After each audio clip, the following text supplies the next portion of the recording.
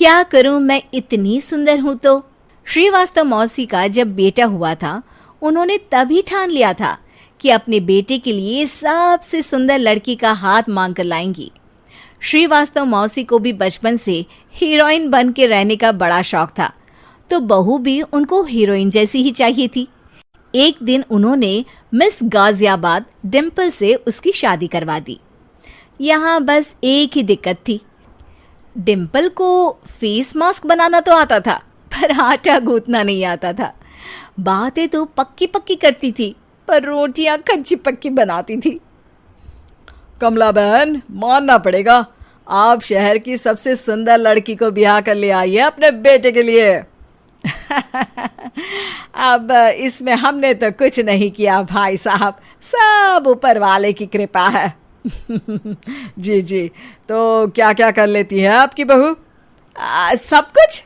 जाओ बेटा डिम्पल, शर्मा जी के लिए थोड़ा नाश्ता पानी बना लाओ। डिम्पल नजदीक जाकर श्रीवास्तव मौसी के कान में फुसफुसाती है। मम्मी जी, नाश्ता बनाना तो नहीं आता, सिर्फ पानी ले आओ। अरे बेटा, तुझे देखने कितने लोग आए हैं, इन सबको पानी पिलाने का ही इरादा है क्या? सुंदर हूँ इसलिए देखने आए हैं। क्या करूँ, मैं इतनी सुंदर हूँ तो आप ही बताओ ना, क्या करूँ मैं? अरे बेटा, कुछ मत कर, खाना बनाना सीख ले बस। श्रीवास्तव मौसी के लिस्ट में सुंदरता सबसे ऊपर आती थी और उन्हें उसी का फल मिला। उनके बेटे अशोक ने एक दिन माँ से शिकायत की। माँ, कैसी बहू ढूंढ कर लाई हो? मैं शाम को थक हार कर घर लौटता हूँ तो मुझे कहती है, आज पेडिक्योर करना है, करवा दोगे? अरे जबकि दिन भर काम करके पाँव मेरे थके थे। अरे बेटा, ठीक है ना, धीरे धीरे सीख जाएगी। अरे क्या सीख जाएगी माँ, उससे कुछ भी नहीं आता। हफ्ते भर का शेड्यूल बना लिया है उसने, पेडिक्योर, हेड मसाज, मुल्तानी मिट्टी का ये वो, अरे पता नहीं क्या क्या। अरे मुझे तो नाम भी नहीं आते। देख बेटा, खाना बनाना, सब्जी काटना, ये सब सीखा जा सकता है, पर सुंदरता नहीं सीखी जा सकती। इतनी सुंदर बहू मिली है, फिर भी तू खुश नहीं है, कैसा बेटा है तू? श्रीवास्तव मौसी का मानना था कि समय रहते बहू सब सीख जाएगी, पर मिस गाजियाबाद से शादी कराने के बाद घर का जो नाम हुआ है वो जरूरी है। अरे सबकी बहू खाना बना लेती है, हमारे घर में तो काम वाली दीदी भी है, पर हमारे घर में जितनी सुंदर बहू है ना, उतनी किसी के घर में नहीं। ऐसा श्रीवास्तव मौसी सबको कहती रहती। फिर एक दिन वो हो गया जो नहीं होना चाहिए था, डिम्पल को पिंपल हो गया। डिम्पल घर में छुपी बैठी थी, पर ऐसी खबर छिपती कहाँ है। शर्मा जी घर में अपने बेटी की शादी का न्योता देने आए तो उन्होंने पूछ लिया, अरे आज आपकी बहू नहीं दिख रही? हाँ, वो ना थोड़ा काम में बिजी है, आती ही होगी। और इतने में डिम्पल सही में किसी काम से वहां आ जाती है। बस शर्मा जी की नजर पड़ जाती है डिम्पल के पिंपल पर, जो उन्हें चांद पे दाग जैसा लगता है। पूरे शहर में बात फैल जाती है कि डिम्पल को पिंपल हो गया है। ये दिक्कत काफी गंभीर थी और श्रीवास्तव मौसी को पता था कि अगर ऐसा चलता रहा तो उन्होंने जो हासिल किया था सब मिट्टी में मिल जाएगा। उन्होंने फट से डिम्पल को अपने कमरे में बुलाया।